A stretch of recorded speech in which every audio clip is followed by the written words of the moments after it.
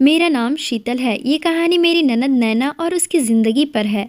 मैं बकसपुर के एक छोटे से कस्बे की रहने वाली हूँ। जब मैं विधवा हुई तो मेरे माँ बाप ने मेरी दूसरी शादी कर दी। एक ऐसे व्यक्ति से कर दी जिसका एक भाई और एक बहन थी, जो उम्र में ज़्यादा बड़े नहीं थे और दोनों एक ही कमरे में सोते थे। मगर सुबह उठते ही मेरी ननद बेड की चादर सुबह होते ही मुझसे छुपा छुपा कर बाथरूम में धोने चली जाती, पुरानी चादर धोती और खुद भी नहाने चली जाती। कई बार तो मेरी ननद बेहोश भी हो जाया करती थी। वो दिन ब दिन बहुत कमज़ोर होती जा रही थी। एक दिन सुबह उठकर मैं जल्दी से ननद के कमरे में चली गई, मगर आगे का मंजर देखकर मैं शर्म से पानी पानी हो गई। दिल से एक यही बात निकली कि भगवान ऐसा मंजर कभी किसी को न दिखाए, क्योंकि वहाँ मेरी ननद और देवर। शादी के 2 साल बाद ही मैं विधवा हो गई थी। उस वक्त मेरी उम्र 19 साल थी, क्योंकि मेरे माँ बाप ने मेरी शादी 17 साल की उम्र में ही कर दी थी। मैं अपने माँ बाप की एकलौती बेटी थी, मगर मुझे ऐसा लगता था मैं उन पर एक बहुत बड़ा बोझ हूँ, मानो जैसे कि मैं उनकी बेटी ही नहीं थी। मेरे पैदा होने के बाद ही मेरी माँ इस दुनिया से हमें छोड़कर चली गई थी, और मेरे पिता, उनको तो बेटे की बहुत चाहत थी, इसलिए वो मुझे नापसंद करते थे और हमेशा ही मुझसे अलग रहते थे। मुझे दिल से प्यार नहीं करते थे, वो मुझे अपना मानते भी नहीं थे और मुझ पर बहुत गुस्सा करते थे। कुछ ख़ानदानी सख्ती की वजह से मेरे पिता दूसरी शादी भी नहीं कर सके। बस इसी कारण वो मुझसे बहुत नफरत करते थे, हर वक्त मुझसे सख्ती से ही बात करते थे, और इसी वजह से उन्होंने मेरी शादी भी जल्दी ही करवा दी थी। मेरा पति सरकारी कॉलेज में प्रोफेसर था। एक दिन कॉलेज से घर आते वक्त रास्ते में उनका एक्सीडेंट हो गया और मौके पर ही उनकी मृत्यु हो गई। मेरा साथ उनका यहीं तक था, वह भी मेरा साथ छोड़ गए। वो दिन मेरे लिए किसी कयामत से कम नहीं था। मुझ पर तो परेशानियों के पहाड़ ही टूट पड़े थे। कुछ दिन गुजरने के बाद मेरे सास ससुर ने भी मुझे मेरे माँ बाप के घर भेज दिया। शायद उन पर भी मैं बोझ ही थी। वो भी मुझे अच्छा नहीं समझते थे। उनके ख्याल से मैं मनहूस थी। मैंने ही जैसे उनके बेटे को मार दिया हो। फिर मैं चुपचाप अपने बाप के साथ उनके घर आ गई। मेरे पिताजी तो मुझे बोझ ही समझते थे। फिर कुछ दिन बाद मेरे पिताजी ने मेरी दूसरी शादी कर दी, ऐसे व्यक्ति से जिसका एक छोटा भाई और एक छोटी बहन थी, और उसका माँ बाप भी इस दुनिया में नहीं थे। वह भी शादीशुदा मर्द था, लेकिन उसकी पत्नी भी इस दुनिया से जा चुकी थी। हम दोनों एक जैसे ही थे, इसलिए हमारी शादी हो गई, वरना मेरे तो अच्छे रिश्ते भी नहीं आते थे। उनका मेरी जो ननद थी वह 14 साल की थी और देवर 12 साल का था। मैं जब इस घर में शादी करके आई तो इन दोनों बच्चों को देखकर मुझे बहुत अफसोस हुआ। मैंने उन्हें अपने पास बुलाया और ढेर सारा प्यार दिया। मैंने सोच लिया था इन बच्चों को मैं कभी भी माँ की कमी नहीं होने दूंगी। मेरा देवर का नाम रोहन था और मेरी ननद का नाम नैना था। हम लोग हंसी खुशी एक साथ ही रहने लगे और वक्त इसी तरह गुजरने लगा। देखते ही देखते नैना 18 साल की हो गई और रोहन 16 साल का हो गया। अचानक से मेरे पति का तबीयत खराब हो गया। देखते ही देखते एक दिन अचानक वो भी हमें इस दुनिया से छोड़कर चले गए। मतलब मेरे दूसरे पति भी हमेशा हमेशा के लिए हमें छोड़कर चले गए। उनकी हमेशा ही तबीयत खराब रहती थी। उन्हें तरह तरह की बीमारियों ने घेर रखा था, लेकिन उनकी बीमारियों के साथ जैसे तैसे गुजर बसर हो रहा था। उनके जाने के बाद मानो जैसे घर की रौनक ही उड़ गई हो। हमारा अपना मकान था, इसलिए किराए की चिंता नहीं होती थी, और मेरे घर में ही एक किराना की छोटी सी दुकान थी। मैंने सोच लिया था अब मैं इन दोनों भाई बहन को छोड़कर कहीं नहीं जाऊंगी। अब ये दोनों मेरी जिम्मेदारी है। एक दिन जब हम सब लोग सो रहे थे, फिर अचानक ही बहुत जोर से आवाज आई। मेरा तो दिल बैठ गया। मैं बहुत घबरा गई थी और मैंने देखा कि आवाज तो रोहन के कमरे से आई है। मैं उसके कमरे की तरफ दौड़ी तो मैं देखते ही हैरान रह गई। कमरे की एक साइड का दीवार गिर चुका था। यह देखकर मैं घबरा गई। मुझे डर था कि कहीं रोहन तो दीवार के नीचे नहीं दब गया। जब मैं करीब गई और मैंने जाकर देखा तो रोहन वहां नहीं था और बाथरूम जाने के लिए उठा हुआ था। इसी वजह से उसकी जान बच गई, क्योंकि उसके कमरे की दीवार गिर गई थी। मैंने ईश्वर से धन्यवाद किया कि यह तो अच्छा हुआ कि रोहन को कोई चोट नहीं आई। अगर उसको कुछ हो जाता तो मैं उसके स्वर्गवासी भाई को क्या मुंह दिखाती। लेकिन अब हमारे पास इतने पैसे नहीं थे कि हम कमरे को दोबारा बनवा सकते। कमरे का तो कबाड़ा ही बन गया था और हमने उसको इसके हालात पर ही छोड़ दिया। उसके बाद मैंने अपने लिए अपना बिस्तर रसोई में ही डाल दिया और कमरे में दोनों बच्चों को सोने के लिए कहा, क्योंकि बाहर तो बहुत ज़्यादा सर्दी थी और बाहर कोई सो भी नहीं सकता था, और कमरे में एक बेड पर एक चारपाई ही थी। दो लोग भी बहुत बहुत मुश्किल से सो पाते थे। अब तो दोनों एक ही कमरे में सोते थे। मजबूरी थी, क्या कर सकते हैं। एक कमरे में तो दुकान थी और मेरे पति ने घर में 3 ही तो कमरे बनवाए थे। यूँ तो हम 3 लोगों के हिसाब से कमरे ठीक थे, लेकिन एक कमरा दुकान के लिए भी तो ज़रूरी था। अब मजबूरी थी, क्या कर सकते थे, गुजारा तो करना ही था। जब रोहन नैना के कमरे में सोया तो सुबह सुबह कुछ ऐसा हुआ कि मैं चकित रह गई। रोहन तो सवेरे उठकर नाश्ता करने बैठ गया था, जबकि नैना अभी तक सो रही थी। वो तो इतनी देर तक नहीं सोती थी, लेकिन आज वो इतनी देर तक क्यों सो रही थी। उसकी आदत थी कि वह सुबह जल्दी उठ जाया करती थी। मैंने उसको आवाज़ भी दी तो वह उठ नहीं रही थी। थोड़ी देर के बाद मैंने उसके कमरे में जाकर उसको देखा तो पता चला कि वह बेहोश हो चुकी थी। मैं बुरी तरह से घबरा गई थी कि उसको क्या हो गया। मैंने फौरन ही रोहन को बोला कि पास के ही डॉक्टर को घर बुला लाओ। डॉक्टर घर पर आया तो डॉक्टर ने कहा कि यह बेहोश हो गई है।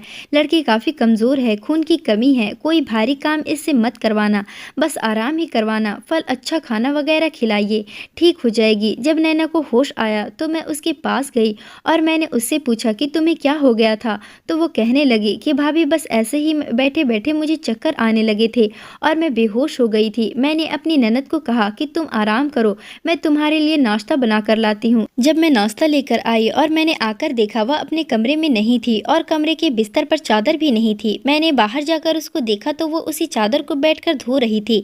मैंने उससे पूछा, तुम यह चादर क्यों धो रही हो, तुम्हारी तो तबीयत ठीक नहीं है, डॉक्टर ने तुम्हें आराम करने के लिए कहा है। मैं उस पर बहुत चिल्लाई और कहा कि यहाँ से उठो, अपने कमरे में जाओ और नाश्ता करो, कुछ खाओ पियो, तभी तो तुम ठीक होगी। उसने कहा, नहीं नहीं भाभी, मुझे यह चादर धोनी है, बिस्तर पर बिछाने के लिए हमारे घर में एक ही तो चादर है। मैंने कहा कि अचानक से चादर धोने का भूत तुम्हारे सर पर सवार कैसे हो गया है। इतनी तो चादर गंदी नहीं थी जो तुम उसको धोने के लिए बैठ गई। छोड़ दो इसे, मैं खुद धो दूंगी, उठो यहाँ से। उसने मेरी बात नहीं मानी और चादर को छत पर सुखाने के लिए चली गई और चुपके से बाथरूम में जाकर उसने नहा धो लिया। उसके बाद ही उसने नाश्ता किया, फिर थोड़ी देर के लिए सो गई और रोहन भी काम पर जा चुका था। उसको मैंने सिर्फ 10वीं तक ही पढ़ाई करवाई थी और वो एक कपड़े की दुकान पर काम करता था। वो बहुत ही मेहनती था।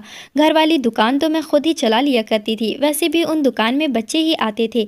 दिन इसी तरह से गुजर गया। उस दिन रोहन ने मुझसे कहा, भाभी आज मैं खाना खाकर आया हूँ। वो देर से आया था और नैना भी पहले से ही कमरे में सो चुकी थी। वो भी जाकर कमरे में सो गया। मैंने भी रसोई में अपनी चारपाई डाल रखी थी। जगह बदलने की वजह से मुझे नींद नहीं आ रही थी। मैं अपने पति को याद ही कर रही थी। दूसरा पति मेरा बहुत अच्छा था, मेरा बहुत ख्याल रखता था। उसने कभी भी मुझे पहली शादी का ताना नहीं दिया था। दोनों बच्चे मुझे सगी माँ से भी ज़्यादा प्यार करते थे और मेरा कहना भी मानते थे। रोहन ही अब हमारा सहारा था, वरना हम औरतें कहाँ जाती। काम भी अच्छे तरीके से कर रहा था। मैंने उससे कहा भी था कि वो आगे की पढ़ाई प्राइवेट ले, क्योंकि अगर उसके पास कोई अच्छी डिग्री होगी तो नौकरी भी अच्छी मिल जाएगी। वो मेरी बात मान लेता था। सुबह सुबह फिर से कुछ ऐसा हुआ कि मैं हैरान रह गई। नैना फिर से बेहोश हो चुकी थी और इस बार तो उसकी शक्ल देखकर लग रहा था जैसे उसके जिस्म का सारा खून ही खींच लिया गया हो। वह बिल्कुल पीली पड़ गई थी।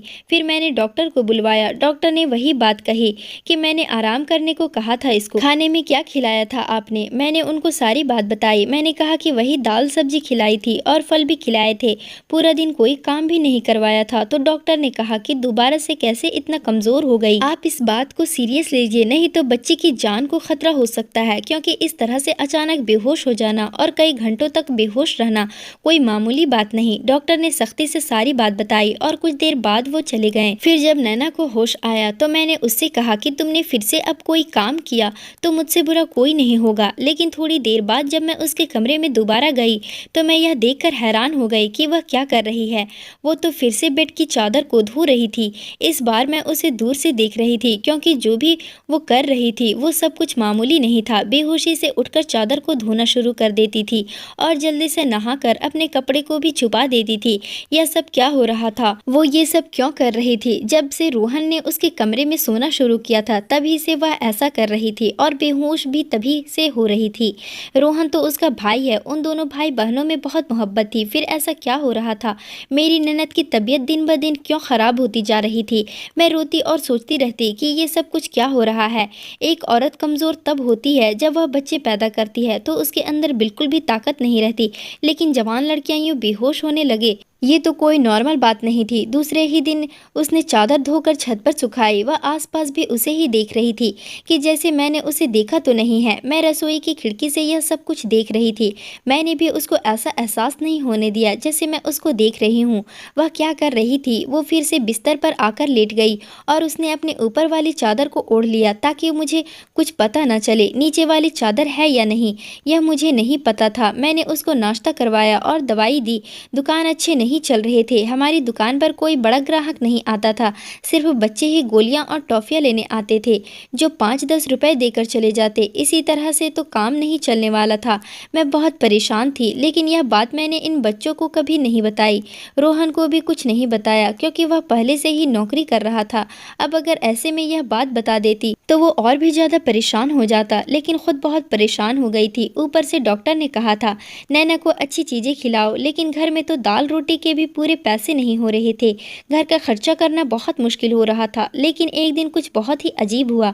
मैंने रोहन और नैना को कुछ ऐसी बातें करते हुए सुना जिनकी मुझे बिल्कुल भी समझ नहीं आई। रोहन ने कहा, यह तुमने तो अभी से ही अपनी तबीयत खराब कर ली है। इस तरह तो नहीं चलेगा। अगर तुम्हें इतनी परेशानी हो रही है तो फिर हम यह सब नहीं कर सकते। नैना ने कहा कि नहीं, मुझे काम करना है। इस तरह के मौके बार बार नहीं मिलते हैं और मुझे क्या पता था कि मेरे साथ यह सब कुछ हो जाएगा। मुझे तो पता ही नहीं था कि मेरे अंदर इतनी ताकत नहीं है। रोहन ने कहा कि अब तो तुम्हें पता है ना, मैं तुम्हारी जिंदगी को दांव पर नहीं लगा सकता। तो मेरी ननद का कहना था कि नहीं, सिर्फ 2-4 हफ्तों की बात है, उसके बाद यह मौका नहीं मिलेगा। यह सब क्या हो रहा था? मुझे कुछ समझ नहीं आ रहा था। ये दोनों क्या बातें कर रहे हैं? एक दिन तो मैंने कुछ ऐसा देखा जिसको देखकर मैं दंग रह गई। सुबह सुबह ही मेरी ननद ने चादर को फिर से धोकर छत पर सुखा दिया और वह एक तरफ खड़ी होकर उल्टी कर रही थी। मैंने कहा कि क्या हो गया है तुम्हें? वह घबरा गई और कहने लगी कि भाभी, अचानक से मेरा दिल खराब हो गया। मैंने कहा, क्या मतलब है इस बात का कि दिल खराब हो गया तुम्हारा? क्या खा रही हो तुम ऐसा, और चादर को बार बार क्यों धोती हो? क्या छुपा रही हो मुझसे? अगर मुझे पता चला कि तुमने कोई ऐसी वैसी हरकत की है जिससे मेरी और तुम्हारे भाई की इज्जत दांव पर लग गई तो मैं तुम्हें कभी माफ़ नहीं करूंगी। मेरी ननद हैरान हो गई। उसने कहा, भाभी आप किस तरह की बातें कर रही हैं? ऐसा कुछ नहीं है जैसा आप सोच रहे हैं।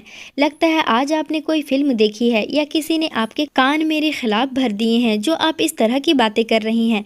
मैं ऐसा क्यों करूंगी? और अगर मैंने चादर को धो दिया है तो क्या हो गया? चादर गंदी हो गई थी, बस इसलिए धो दिया। आपको तो पता है कि कई दिन से मेरी तबीयत खराब है, तो दवाई खाने की वजह से मेरे पेट में भी खराबी हो रही है।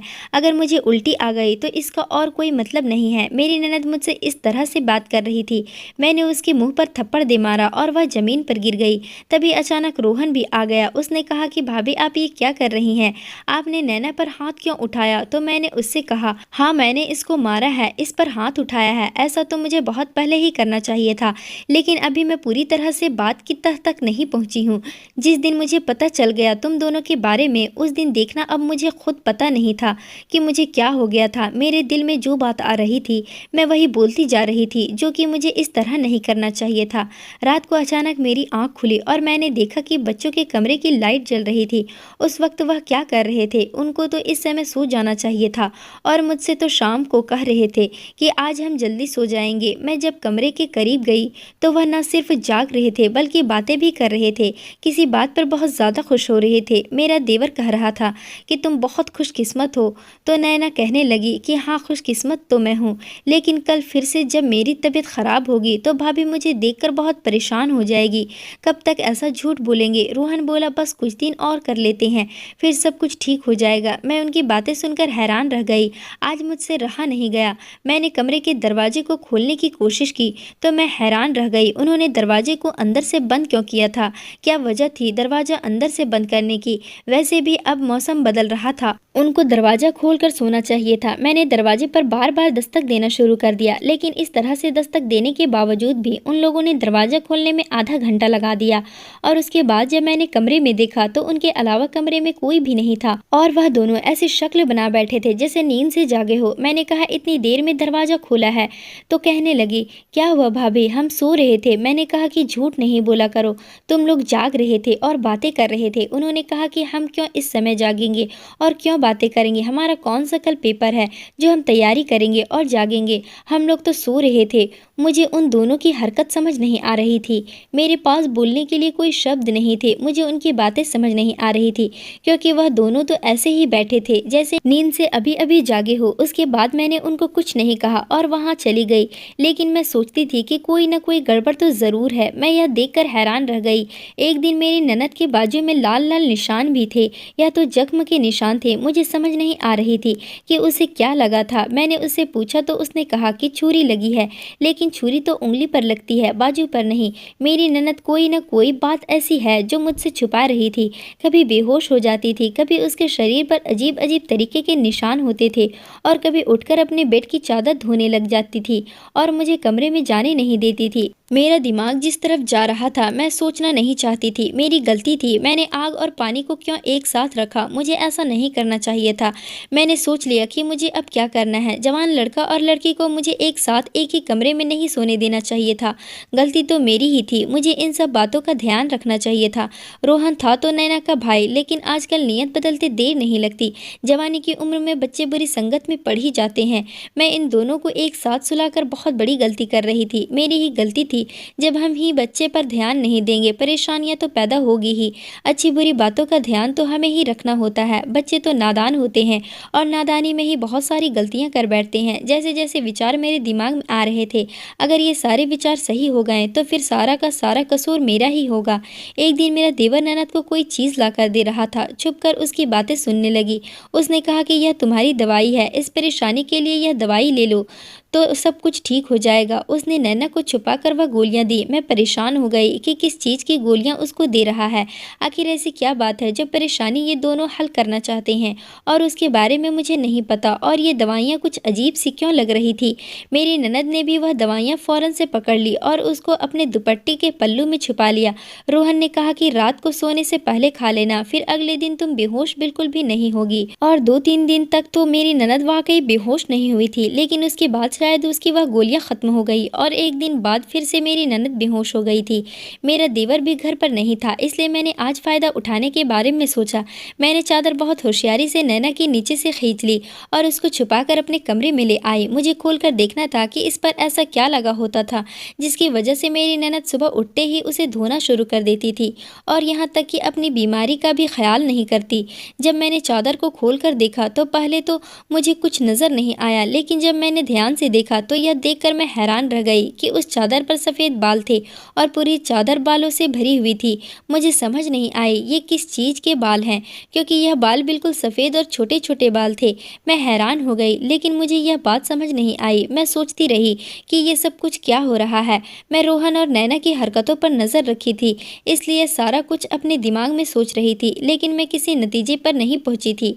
तब तक मेरी ननद को यह पता चल ही गया कि चादर मैंने देख ली है, तो वह मेरे पास आकर बैठ गई और कुछ अजीब सी घबराई हुई नज़र आने लगी। उसके बाद मैंने उससे पूछ लिया कि क्या बात है, क्यों परेशान लग रही हो? तो उसने कहा कि भाभी वह चादर कहाँ है? तो मैंने उससे कहा कि वो तो मैंने धोकर डाल दी है। यह कहकर वो मेरे पास से जाने लगी, तो मैंने उसका हाथ पकड़कर उसे रोक लिया और मैंने कहा कि मैं सब कुछ देख चुकी हूँ, उस चादर पर जो भी लगा हुआ था। मुझे बता दो यह सब कुछ क्या है? तुम मुझसे इतने दिनों से क्या छुपा रही हो? मैं बहुत परेशान हो गई हूँ। मेरे दिमाग में बहुत बुरे बुरे विचार आ रहे हैं। वो मेरे पास बैठ गई और फिर मेरी ननद ने मुझे ऐसी बात बताई कि मेरे कदमों तले से ज़मीन निकल गई। मेरी ननद ने मुझे बताया कि भाभी जैसा आप समझ रही हैं वैसा बिल्कुल भी नहीं है। दरअसल हमने देख लिया था कि घर के हालात अच्छे नहीं चल रहे, घर की दुकान भी अच्छी नहीं चल रही थी और रोहन भी कुछ खास पैसे नहीं कमा रहा था, लेकिन हमें ऐसा कोई काम नहीं मिल रहा था जो हम लोग कर पाते। फिर रोहन के दोस्त ने उसको एक काम दिया। दरअसल उसने कुछ बहुत ही नसीली किस्म के खरगोश के बच्चे रखे हुए थे जो कि 3 से 4 की तादाद में थे, लेकिन उसको संभालना उसके बस से बाहर था, इसलिए उसने हमें उन बच्चों को संभालने का काम दिया और उस काम के बहुत सारे पैसे दिए। दरअसल रोहन भी पूरा दिन वहीं होते थे, लेकिन रात में रोहन को आराम भी करना होता था, इसलिए खरगोश के बच्चों को कमरे में ले आता था और मैं उनको संभाल लेती थी। उन्हीं के बाल सुबह चादर पर लगे हुए थे, जिसको मैं सुबह को धो देती थी, क्योंकि हमें पता था कि आपको इस तरह की चीज़ें अच्छी नहीं लगती और हम आपको ये सब कुछ बताना भी नहीं चाहते थे। हम ये सब काम कर रहे हैं और मुझे बाद में पता चला कि मुझे खरगोश के बच्चों से एलर्जी हो जाती है, जिसकी वजह से मैं सुबह को बेहोश हो जाती थी।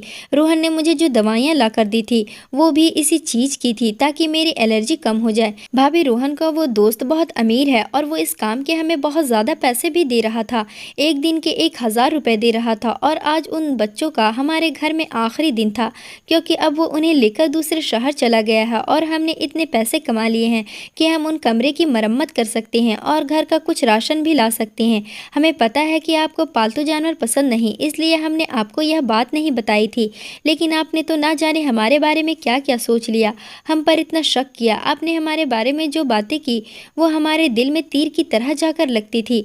पूरा दिन वो काम करता था, रात को मैं उसकी मदद करती थी। वह कहता था कि वो रात में भी यह सब कुछ कर लेगा, दिन भर तो वह बेचारा मेहनत करता था। इसलिए मैंने उससे कहा कि रात को तुम आराम किया करो, बच्चों को मैं देख लूँगी, इसलिए मैं उसकी मदद कर रही थी। मुझे यह सुनकर बहुत ही ज़्यादा अफसोस हुआ और मुझे खुद पर बहुत गुस्सा भी आ रहा था। मैंने इन दोनों के बारे में क्या क्या सोचा, मैं इनके बारे में कितना गलत सोच रही थी। हमने यह बात रोहन को नहीं बताई, नैना ने भी उसको कुछ नहीं बताया कि मुझे सारी बात का पता चल गया, क्योंकि अब यह काम वैसे भी ख़त्म हो गया था और मैं उसकी नज़रों में और ज़्यादा गिरना नहीं चाहती थी। कुछ दिन बाद रोहन ने उस कमरे की मरम्मत करवा दी और अब हमारे घर का कमरा भी ठीक हो गया था। धीरे धीरे हमने बहुत मेहनत की। मेरी ननद ने भी घर में बच्चों को ट्यूशन पढ़ाना शुरू कर दिया था। हमारे हालात पहले से बेहतर होने लगे, धीरे धीरे बेहतर हो गए कि हमारे घर में कोई तंगी नहीं रही। मेरे साथ ज़िंदगी ने बहुत बुरा किया था, लेकिन अच्छा ये किया कि मुझे बहुत ज़्यादा नेक और अच्छे बच्चे दिए, चाहे वो मेरे अपने थे या नहीं, चाहे वो मेरे अपने थे पराए। ईश्वर की कृपा से मेरे बच्चे बहुत ही मेहनती हैं और इस बात को समझते हैं कि अभी उनकी मेहनत के दिन हैं। हाथ पर हाथ रखकर नहीं बैठ सकते, क्योंकि उनके सर पर माँ बाप का साया नहीं था और मैं भी कुछ खास कर नहीं सकती थी। इस बात का उनको एहसास था और यह एक बहुत बड़ी बात है ईश्वर की कृपा से कि अब सब कुछ ठीक हो गया। ऊपर वाले का लाख लाख शुक्र हुआ। जैसा मैं सोच रही थी वैसा कुछ नहीं हुआ, लेकिन ऐसा हो भी सकता था। अगर ऐसा होता तो मैं कहाँ जाती। बस आखिर में इतना कहना चाहूँगी, जो ऊपर वाला चाहता है वही होता है।